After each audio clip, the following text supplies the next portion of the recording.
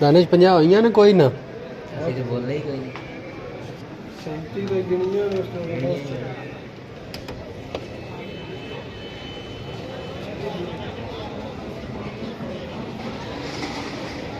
ਆ ਲੋਕ ਸ਼ਟਰ ਚਾਹ ਦਿੱਤੇ